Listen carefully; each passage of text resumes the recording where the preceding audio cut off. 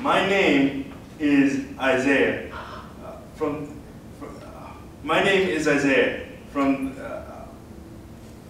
Okay, take a breath, Isaiah. We're just good. You're good. You're golden. They know what the deal is, right? So just start again. You're good. Just take a breath.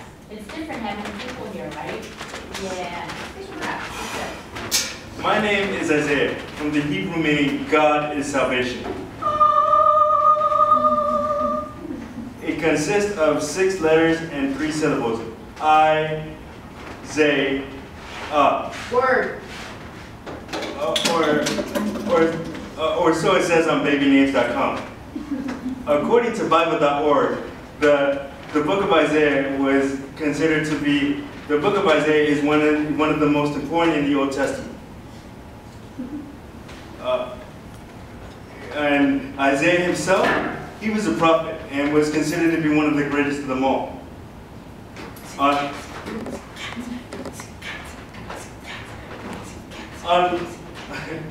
But I'm just Isaiah from NYC in the second millennium of the year 2015. Unlike Isaiah the prophet, I don't have my own book yet. But unlike Isaiah the prophet, I do have my own show. Oh, and I have cerebral palsy, CP. Cerebral palsy is an umbrella term denoting a group of non-progressive, non-contagious motor conditions that cause physical disabilities in human development, chiefly in the various areas of the body movement. Scientific consensus still holds that CP is neither genetic nor a condition, and it is also understood that the vast majority of cases are congenital, coming at or about the time of birth, and/or are diagnosed at a very young age, rather than during adolescence and childhood. Or so Wikipedia tells me. I just know that CP is a disability that affects my lower body. What I may be lacking in my lower body, I make up for it by having a very strong upper body. Sometimes I don't even know my own strength.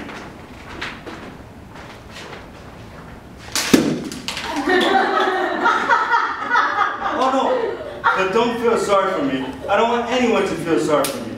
And I don't expect any special treatment from anybody, although I do appreciate the common courtesy.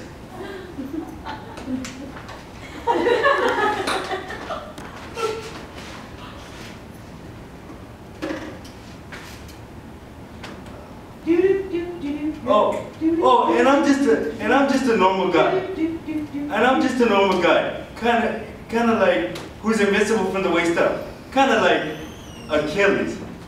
You know, the hero of the Trojan War, who is invincible. His upper and lower body were invincible, and his mother dipped him in the river of Styx. Leaving his heel vulnerable. However, my mother did not dip me in a river. Because that would be child abuse.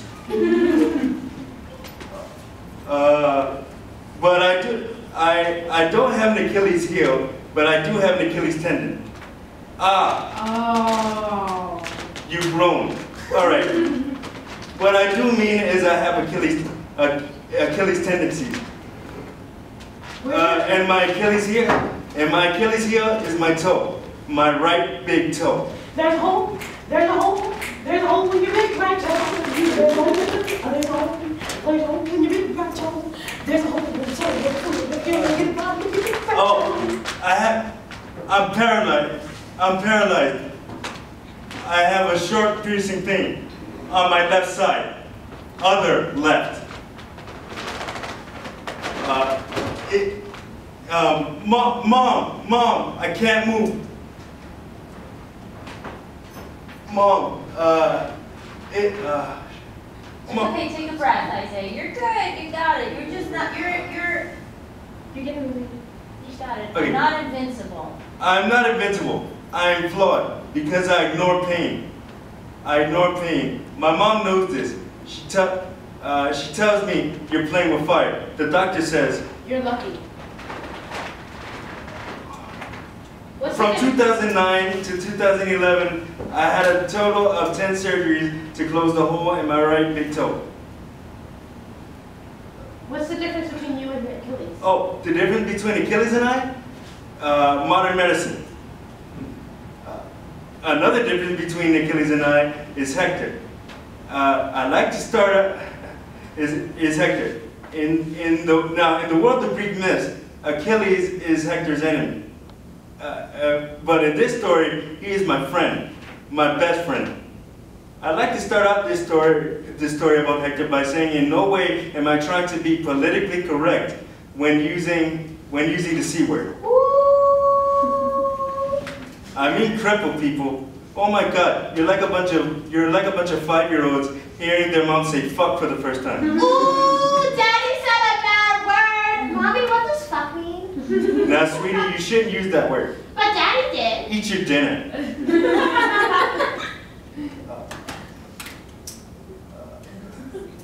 What's the C word? Crippled. Is it fear?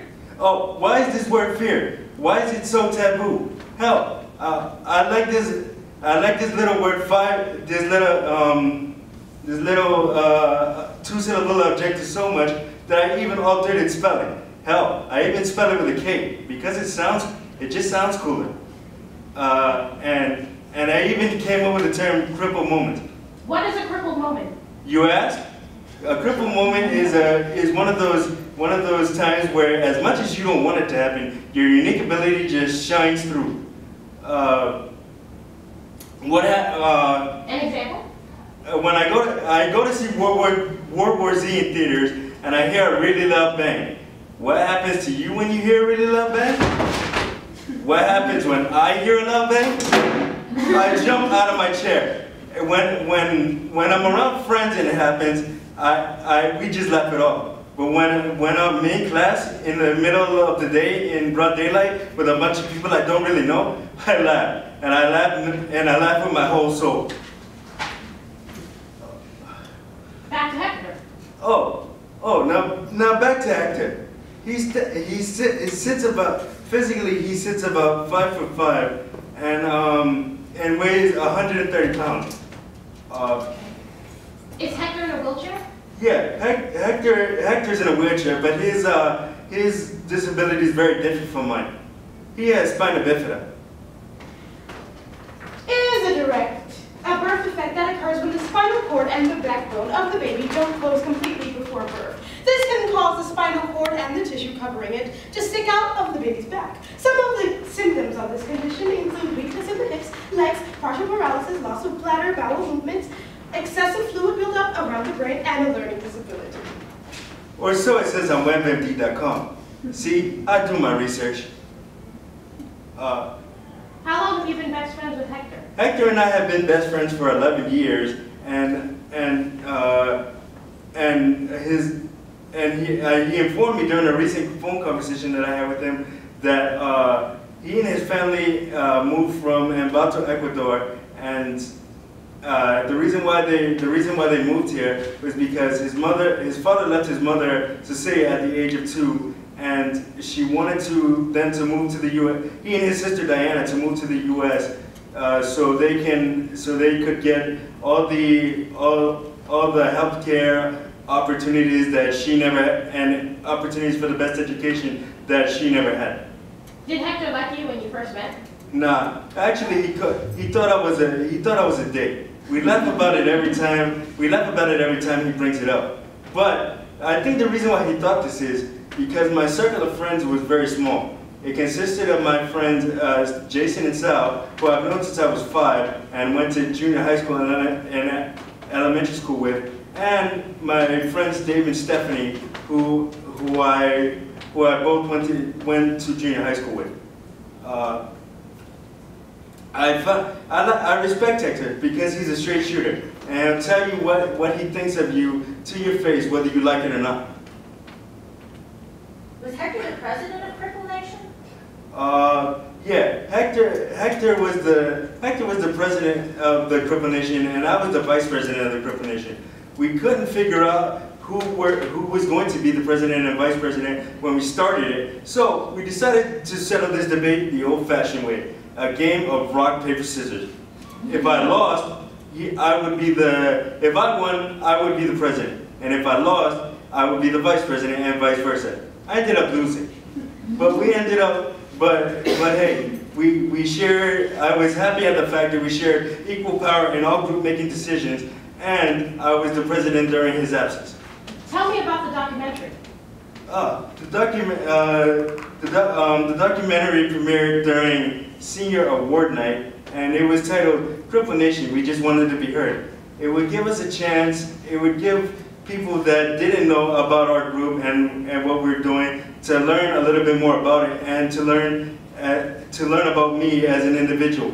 I remember the interview like it was yesterday. Isaiah, could you please explain your unique ability? Oh, I have CP, and I use a walker and a wheelchair and do physical therapy to work out my lower body. If you had the chance to change anything about you, what would it be and why? Nothing. I like the person that I am. I like the person that I am. I just play the hand that God dealt me, and I don't expect people to feel sorry for me because I always know that there's somebody out there that has it worse than me. Why did you and Hector start Cripple Nation? We started the group because most of the issues that we were dealing with were being overlooked by the administration, and we just needed a place to voice our concerns. We just wanted to be heard. You're an inspiration, Isaiah.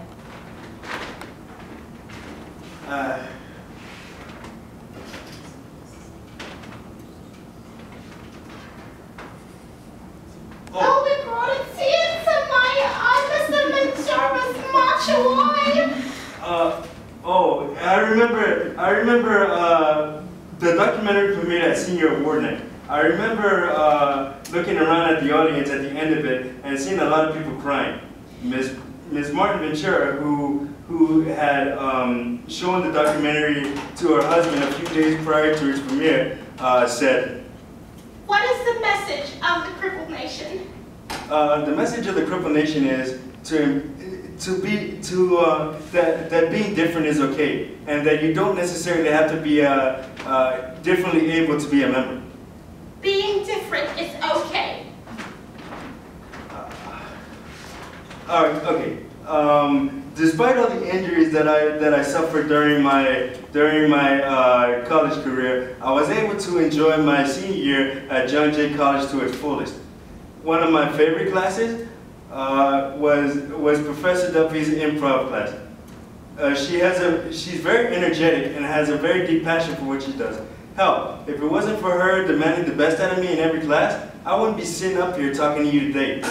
I remember specifically on the first day of class, she gave us this exercise where we had to stand in line across from each other and compliment one another without using the word I. Oh, I remember that one.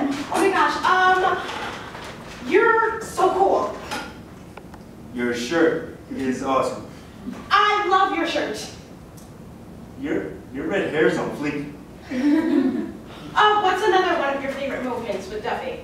Another one of my favorite moments with Professor Duffy is, we were preparing for our improv final, which made up improv show, which made up half of our final grade. Oh, I don't want to relive that. And I don't remember the exact scenario we were given, but it turned into something where 4 of us were cops and the other 4 were robbers trying to escape the cops. During the midst of all this chaos going on in the Black Box Theater inside John Jay, I decided to channel my inner Paul Walker, all out of the Fast and Furious franchise, turn on my wheelchair to full speed, and yell, "I'm out of here." All I can remember is Professor Duffy and the rest of the students laughing as I looked over. That's the beauty of improv. We as actors are given a unique empty canvas to create something out of nothing. I often compared this beautiful theatrical art form to a painter utilizing an empty canvas to create a sunset. Ladies and gentlemen, improv. Oh, do you remember Mr. McPhee? Yeah, Mr. McGee was actually a person who sold me on coming to John Jay 7 years earlier. And I remember him taking me on a tour of John Jay during my senior during spring break of my senior year of high school. In a last-ditch effort to sell me on coming to John Jay, the following conversation took place in his office. So how'd you like the tour, Isaiah? It was good, thank you. I really enjoyed it. Are you thinking about St. John's, though? I was already accepted there. They offered me $24,000. Huh, $24,000. Yeah, you know the tuition is like $30,000 per semester. By the time you're done with college, you'll be pulling student loan payments out of your ass. Really? I didn't know that. Thanks for the info, man. I informed him the next day that I wanted to come to John Jay. Now, back to graduation. Back to graduation day. Graduation was tough for me because my dad and Mr. McGee wouldn't be around to see it. I had to wake up early. The next morning and go to Jacob Javits Center. All I remember is sitting in my vehicle right as it flew down the Midtown Tunnel and down the West Side Highway on the way there, listening to Van Halen's song "Dream." You ready, Isaiah? Yeah, I am ready, and it's been a hell of a journey to get here. Absolutely. You earned this, and nobody can take it away from you. Nobody. In short, the moral of this story is, you are the god of your own machine. Although we cannot control what always happens to us, it's up to us to make the best of it. I'd like to end with this quote by wrestling legend Harley Race. He said, "There's no better place on earth than performing under these bright lights."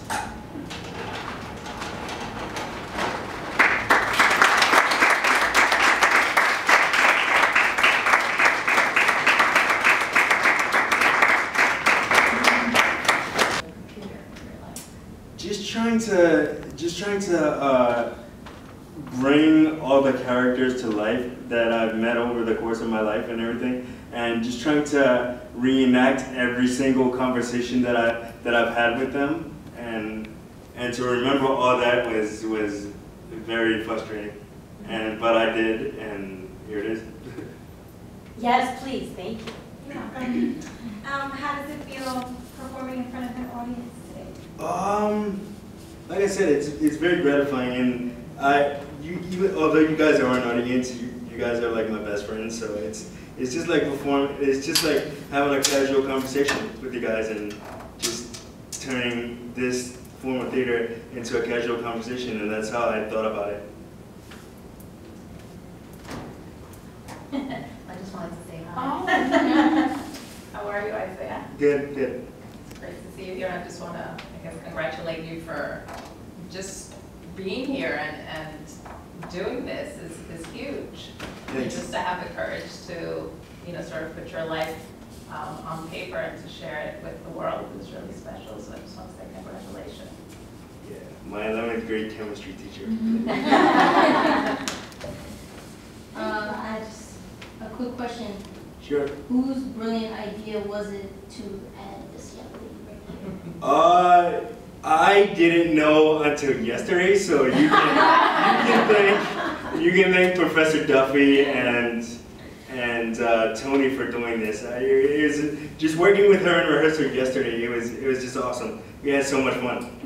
We can add a little bit to that story, and then I think you should talk a bit about it before your question, if you don't mind. You can hold on for a second.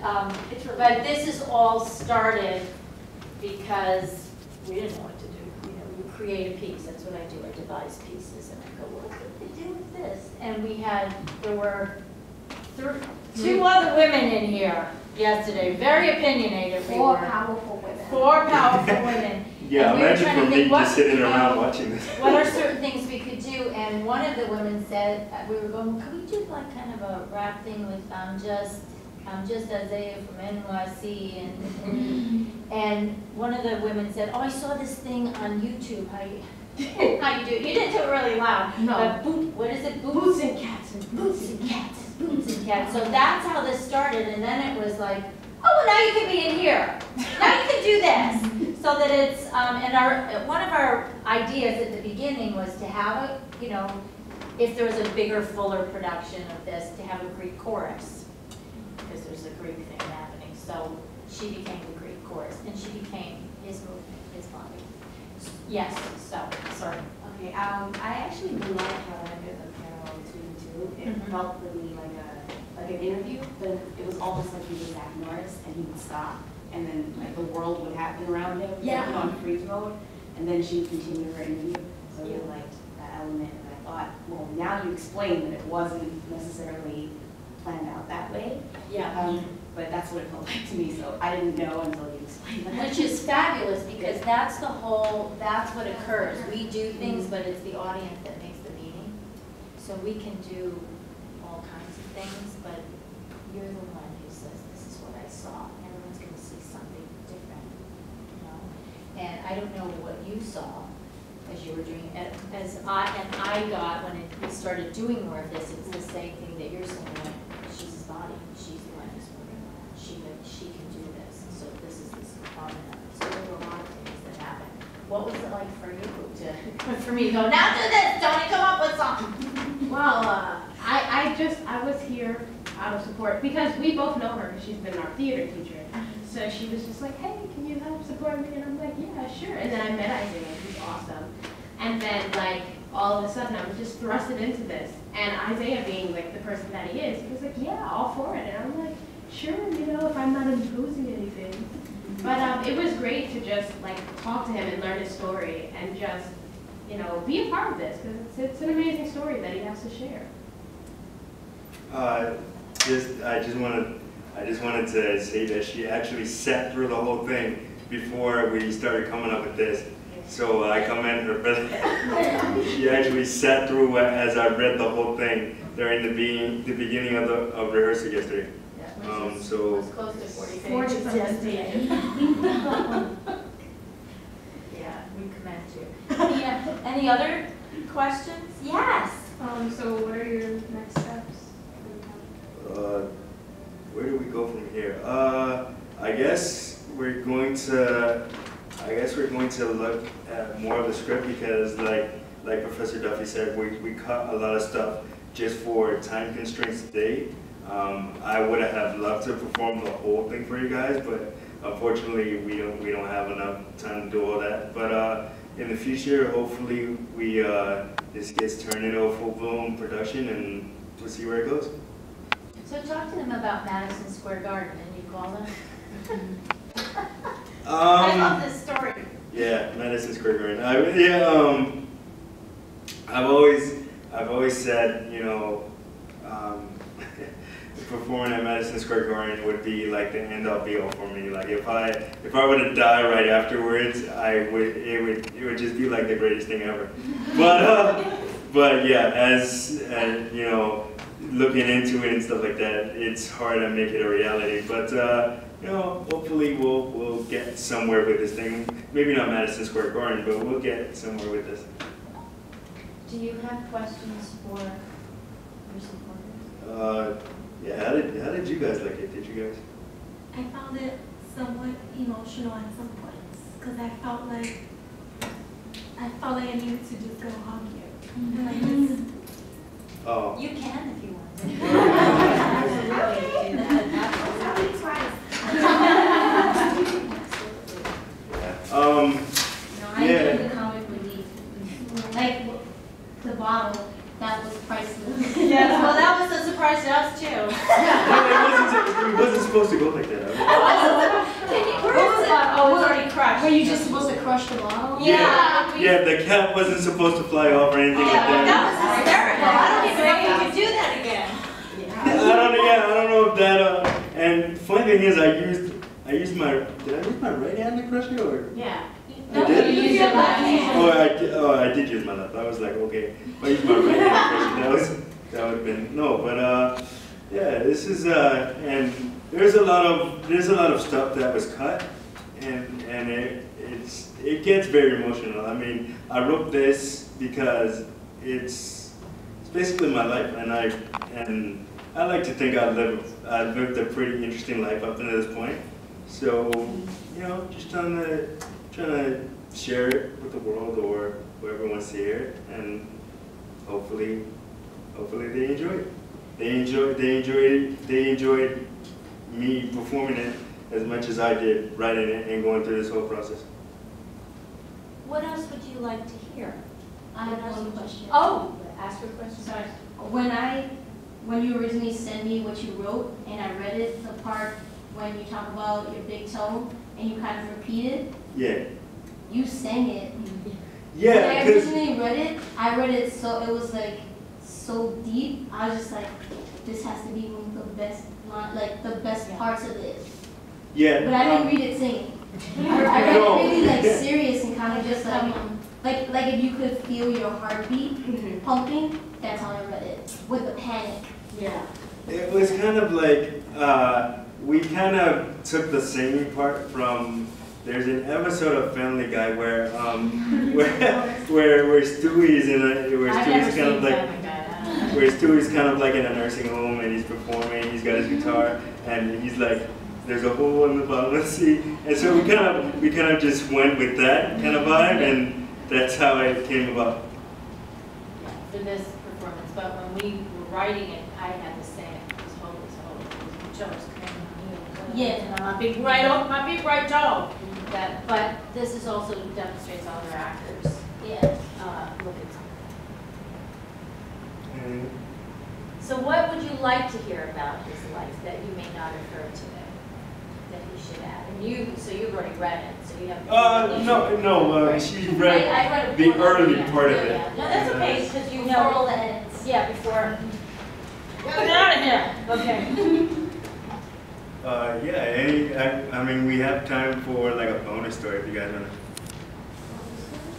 Yeah, if anything that you want to know. I would just say that I'd want to know a little bit more about how you feel in those situations, right? So to really, because I feel like, you know, Isaiah, there's a fullness about you, you know, there's a fullness, I remember you from high school, you know, there's a fullness about your expression and about who you are, and that when you know, interact with people, that really comes through. So I'd like to feel a little bit more, and I understand, you know, it's like a first sort of read through, but. You were, and I didn't see it in this version, you talked about someone in a department store who was very rude to you. You remember that story? Were you there? Yes, I was. Oh, so we that were. Oh, was it? Guys, and that thing Macy's. Macy's, and it was some. Yeah. Yeah, I do told you that story. remember that? Well, that was in a version that you sent me. So, because I thought that was a great, very poignant story. Wait. Are you talking about that one, or are you talking about the one where I got into a fight in a deli? No, I was talking about Macy's, but you can tell us about both. That sounds good too. Yeah, that sounds really good too. Yeah, this, okay, which one do you want, the Macy's or the? We're gonna do both. All right, let's go with the mall first. I mean, okay, this was when, 2007? Was it 2007? Yeah, I think it was that long ago. It might have been. No way. I read it in 2009. Yeah, this had to be, okay, no. It had to be like 2010. No, it had to be 2008. Anyway, point is, circa 2000 somewhere, I don't know. Anyway, no, point is that, okay, Christmas time, Macy's, crowded. Yeah, we were in Macy's. It was Christmas time. I invited the ladies to come along with me doing Christmas shopping because, you know, I had a lot of stuff to buy, and, you know, I didn't want to, you know, get robbed or anything or whatever. But Can I interrupt you for a moment? It was you three? I wasn't there. Just us two. It was- You two, go on up and help them tell the story. Oh, right. Yes. no, yeah, you said that. Yeah, because you guys were there. I was there.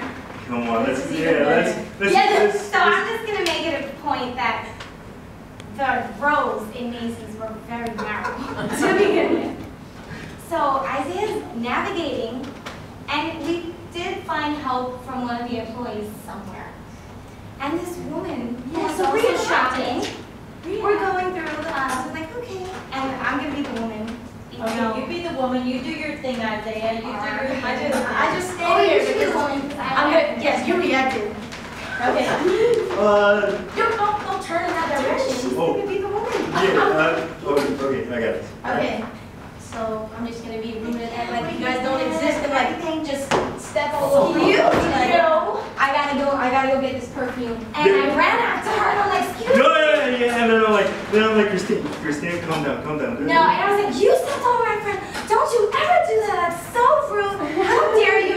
You're so lucky that. And I said, she's trying to calm me down the entire time. So calm her down, Isaiah. No, calm down. No. Why? She was so rude. It's Christmas time. We don't want. And that doesn't mean she can climb over you like that. Yeah, no, it's cool, you know. I helped calm her down though. But it's not. His no didn't work. Yes, it never does. Anyway. You kind of gotta restrain her. Yeah. Yeah, you have to physically restrain her, but it doesn't. But as for that thing though, and as for the Macy's thing though, that was pretty cool. I mean, we had a lot. Aside from that situation, we had a. It's pretty cool. Just get disrespected and walked over Yeah. there. And She was so disrespectful and I had to let her know that she shouldn't be doing that ever in life.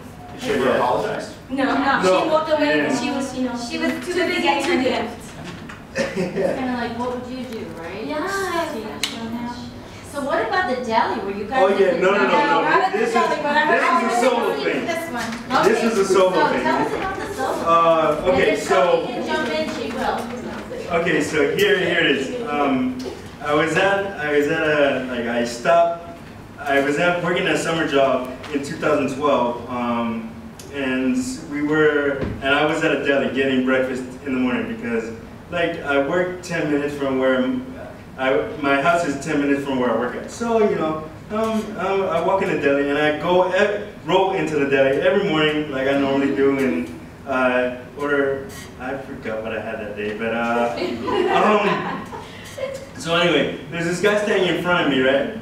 And he's like, there's this guy standing in front of me, and he's already ordered his food. So instead of you know asking me to move or whatever, I guess he might have been in a bad mood. So he's like, "Are you gonna fucking move out of the way or what?" And I'm like, excuse me. He's like, you heard what I said. Are you gonna fucking move out of the way or what? If you're not gonna move, I'm gonna move it for you. So he puts his hand on my control stick, right? So I end up picture. Okay, this is me, right? This is the counter right here. This is me standing like semi-facing the counter, but semi-facing like a freezer full of fruit salad. So as if when he puts his hand on the control stick, like I go flying into the freezer full of fruit salad, right?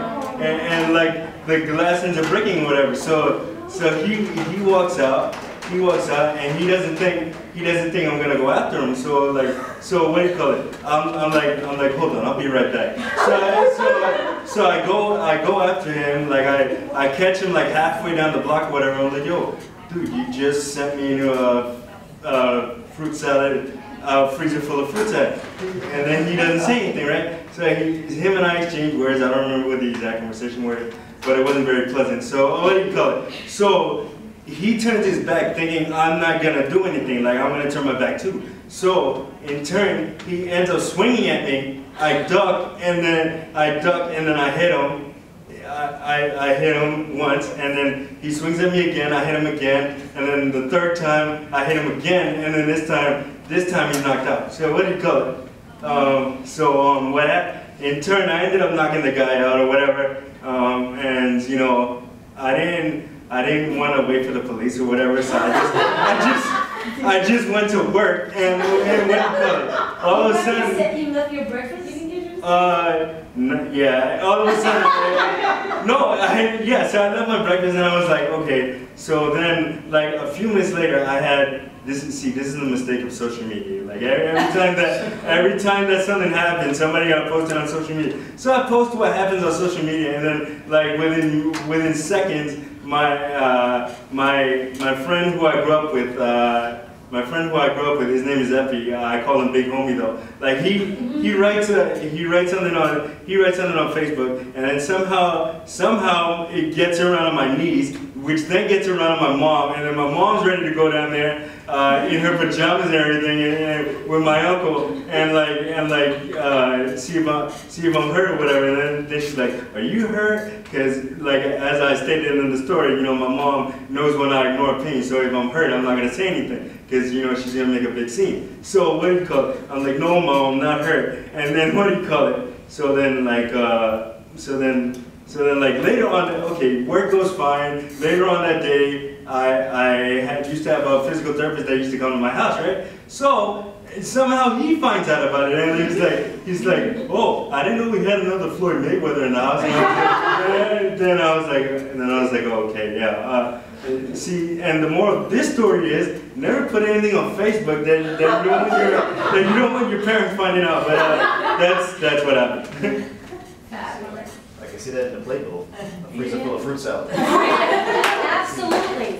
So from my perspective, what my next step would be to get Isaiah, with even this to be this Isaiah. This is, I'm an acting teacher, this is what happens. We have to teach people who know how to do this to actually just do this in performance. And it's hard to do because you start going, oh, I gotta be perfect here, way to cut the line. So that would be, yet again, another Isaiah, you just being Isaiah. That's what we want to see in these stories. You know? What else would you want to know, or what else would you like to see? Would you like to see more people in this with you? I don't know, you guys say that. Yeah. I'm actually wondering if accessorine is going to be a part of this. Oh, what goes on with accessorine? I didn't write anything about accessorine. How did you not write anything about accessorine? Because We don't like accessorized. We want to start up our own service, maybe. Because accessorize crap. They're always leaving him, or they're ignoring him. Or they showed up and he wasn't there. Or they're incredibly late, like Yeah. super late. He slept in a vestibule of a bank because it was snowing and they wouldn't pick him up. Oh yeah, the blizzard at Madison Square Garden. You want me to tell me? Yes, you want me to tell the story? How did you not include this? I did, but it didn't make it in the final show. I sent you this one. The accessorine? The blizzard. Remember 2010? The blizzard. I sent you. Yeah, I did send you that one. Basically, what happened was, all right. Anybody that knows me knows I'm a huge wrestling fan. So all right, WWE was in town like around holiday December 2010, and you know the seats are like non-refundable. So and they didn't end up canceling the show either. Actually, the show ended up being sold out. So what happened in the middle of blizzard? So what happened was okay, the accessoride didn't make it because obviously it was a blizzard. And then so what ended up happening was I ended up sleeping in the Chase Bank, which was next door to Madison Square Garden, like from when the show ended, which was like 11 to like 7 in the morning, when everything kind of just thawed out. And then you know, I would have remembered that if you said that to me. Yeah, I did. Like what? I did. Oh my And then, Lord. no, on top of that, like, what do you call it? Like, the manager of the Chase Bank, he came in at like 5 in the morning, and he thinks we're like panhandlers and homeless people, and so he's trying to kick us out of the bank or whatever, and then like, so anyway, so my sister had a my eldest sister had a commute from where we live at in Ridgewood to Manhattan to come and get me on the train and everything, which it kind of sucked. What do you call it? Let's see. And then on top of that, like getting home, the normal train station that I would get off at, which is Wyckoff Avenue, like they had to literally shovel me from Wyckoff Avenue to Underdog, which is like 5 blocks, and like my chair died, my phone was dead. I'm surprised I didn't get like hypothermia or something, but yeah, that's it. I think we need to Well, call out it accessorine. was totally. It It was insane. Oh, no, there's plenty. I ended up going to Madison Square Garden the next day for something I was doing in the morning, and he didn't tell me he slept in the bank. His phone died. I couldn't. My phone died, so. So here, and then I ended up waiting in that same bank later because it was so cold. I was waiting for the people I was meeting up with, and lo and behold, he was in there, but that's where I met them, and he wasn't in there anymore. Yeah, because my sister had got me Yeah. at the time. So. Yeah.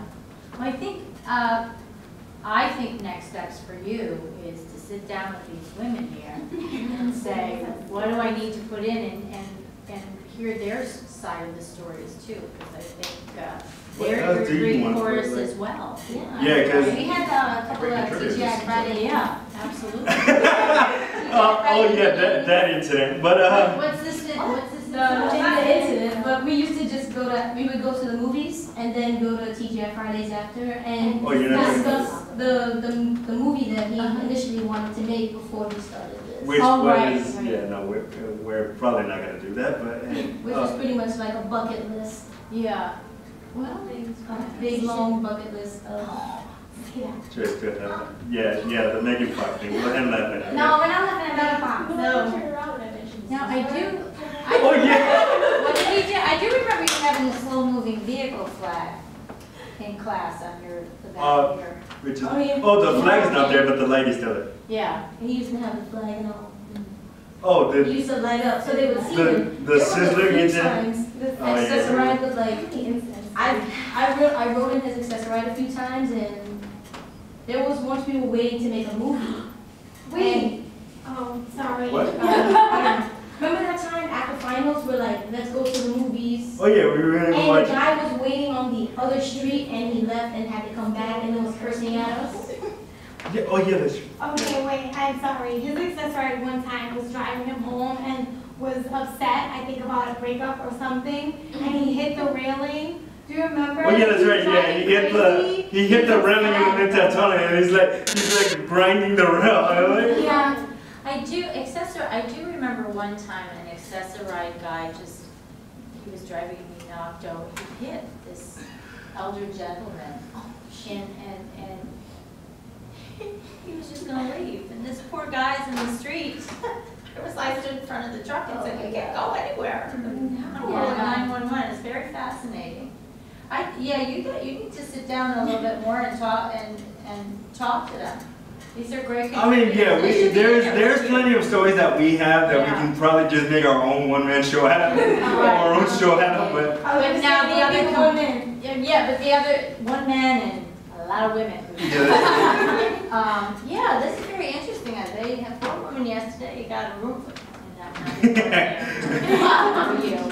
for you. It's okay, girl.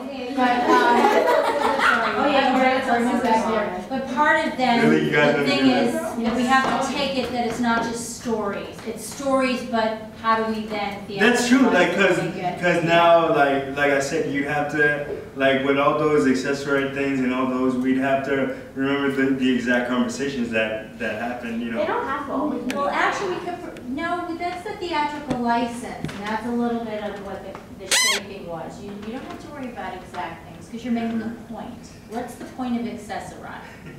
That they saw, they'll run you over, Yeah. right? So how do we shape that They'll take a story? cigarette break before they actually take you home. One time, when we went to Vicky's birthday, and they were not gonna let him ride the bus if he didn't have exact change. Yeah. They were like, You how many had people to give him like $250. Was it? He had a No, it was- $5 bill. It was my birthday, wasn't It it? was No, no Vicky's Vicky's birthday at Hooters. No. No, it was me. It was his. Yes, we racked up a $400 bill, but it's not important. Very expensive bill. $300. And Hooters. Wasn't it She tricked us. $400? It was almost 400. I took a picture of it. I have it somewhere. Oh, she put a heart around And it. she put a heart to make the price Like better. $380. The hurts. Yeah. Wow. that's a- We went broke that night. And then we needed exact change for his accessoride. Yeah, which only a $5 bill, which they're exchange. But anyway, no, the story that we're whispering about over here is one incident that we had at a Sizzler, which is Like the last which no longer exists anymore. But we wouldn't go back there anyway. Basically, what happened was we went out because it was I had my associate's degree. I graduated my associate's degree, and I was gonna come back to school, but you know, hey, it was my associate's degree, so we ended up just going out to dinner. It was what? Stephen was there. But so basically, what ended up happening was at Sizzler, you place your order before you sit down, and then you just give it to the waiter or waitress that's taking care of you, and basically they're just supposed to bring back whatever's on the ticket, right? So we had this like dumb waitress named Carla, and we had this dumb waitress named Carla, and like she kept getting everybody's orders wrong. So and I'm like, and we're all looking at each other like, how do you get the order wrong? It was right there on the ticket. Like you didn't even have to write it down. It was right there for you on the ticket. All you had to do was hand the ticket in and just bring back our order, right? So what did we do? What did we do when we left the restaurant? We made a complaint. He went to the manager. But I think that they were. No, but like didn't we leave like $1 each around the glasses? And we left like $1 each around the glasses, and I'm like, yo, I'm not paying for this shit. Like, We didn't even have drinks. Like she didn't give us anything. And then your order was completely. It was a lie. She ordered something else. And then I ordered like veggies on the side. You can see it like on the board. It's on the ticket, everything. I'm like, I ordered veggies, and she just gives me like the meat to it. And I'm like, so where's the veggies? And she goes, oh, there's a bar over there. You can go get it. And You I'm can like, get it from the salad bar. That's what she told you. I couldn't believe it. Yeah, incredibly unhelpful. No, and then okay, so that's not even the funny part. Funny part is like I'm working that same summer job that I told you guys about, and I end up running into her on my lunch break, like the same exact waitress that had taken care of us a week before. So I'm like, so she goes, hey, you guys were at Sizzler's last week, right? You and your friends, those girls. I was like, yeah. I was like, yeah, that was us. She's like, you didn't leave us a tip, and I was like, yeah, I gotta go. All right, and on that note, we gotta go. So, yay! Thank you so much. This is his turn. He can just do this. That's what he wants. Okay, you good? All right, do you want to go out and walk?